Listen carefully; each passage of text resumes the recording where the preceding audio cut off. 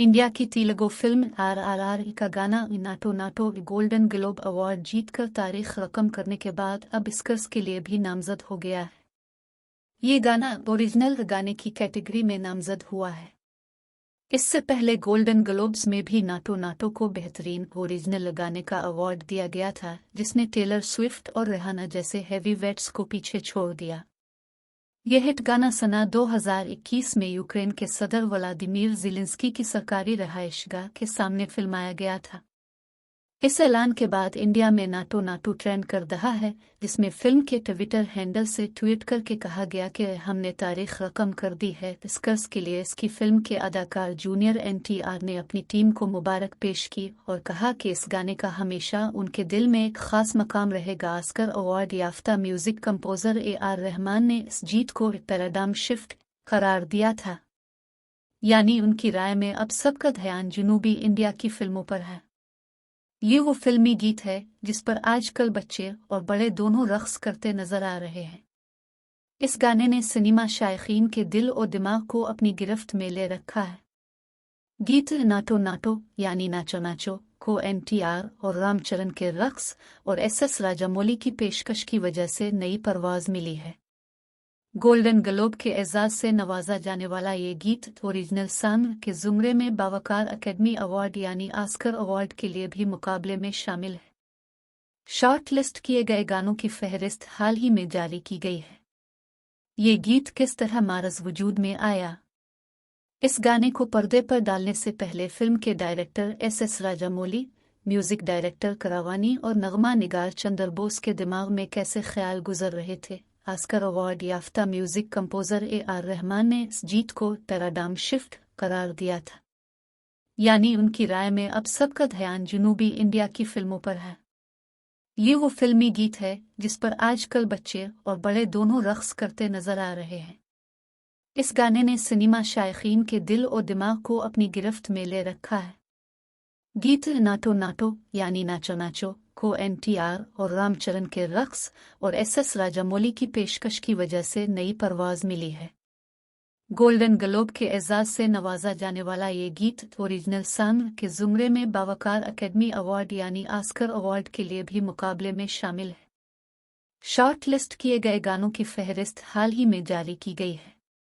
ये गीत किस तरह मारज वजूद में आया? इस गाने को पर्दे पर डालने से पहले फिल्म के director SS Rajamouli, music director Keeravani और नगमा निगार चंद्र बोस के दिमाग में कैसे ख्याल गुजर रहे थे? ओरिजिनल सॉन्ग कैटेगरी का क्या मतलब है? ये जानने से पहले कि नाटो नाटो गाना कहाँ से आया, आइए जानते हैं कि ओरिजिनल सॉन्ग कैटेगरी का क्या मतलब है। दुनिया की किसी भी ज़ुबान में फिल्म के लिए इस्तेमाल किया जाने वाला गाना गसलवा ओरिजिनल है, अगर ये पहले से मौजूद गाने की कॉपी नहीं। इसका मतलब ये भी है कि ये गीत किसी दूसरे नगमे, धन, मवाद या मानी से मुतासिर तो नहीं है। गोल्डन ग्लोब्स में इस जुमरे में 81 गीतों को एंट्री मिली थी। इनमें से 15 एडवांस कैटेगरी में थे। इनमें नाटो नाटो भी शामिल था। वहाँ इसका मुकाबला फिल्म अवतार दी वे ऑफ वाटर के गीत नकनग अज लास्ट यू गयो मी स्ट्रेंथ से था। ये गाना कैसे बना?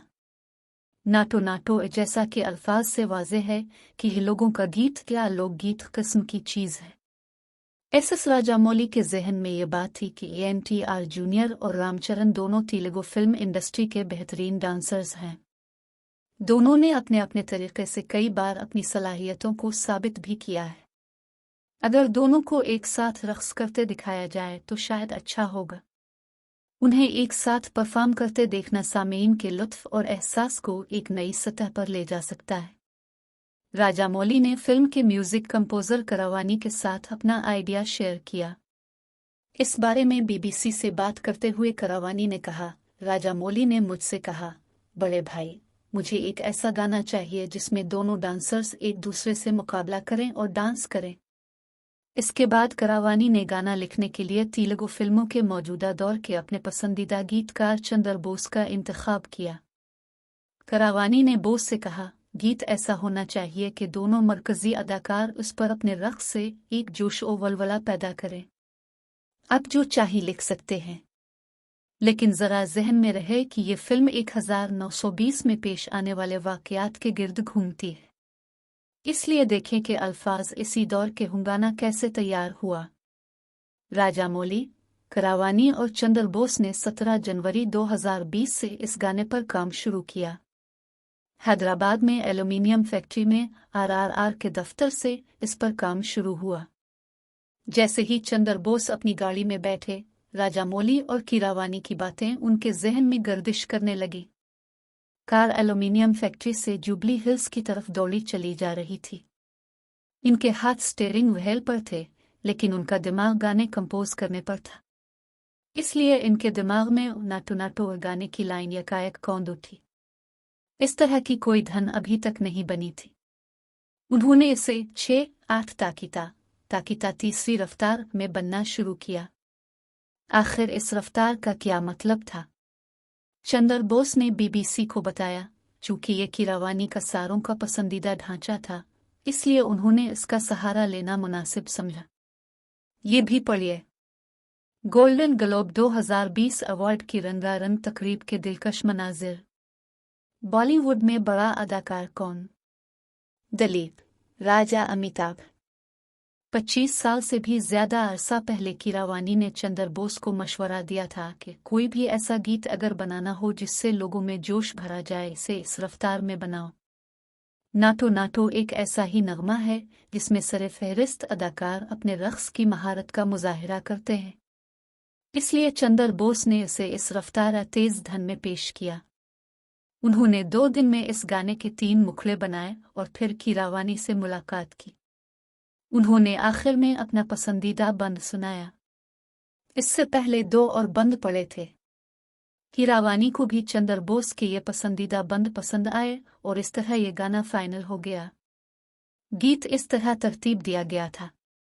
पूल मकटटू धोममलोना पोटलांटा धोकिंटटू पोले रम्मा जातारुल्लू पोथाराजू ओनेगिंटटू।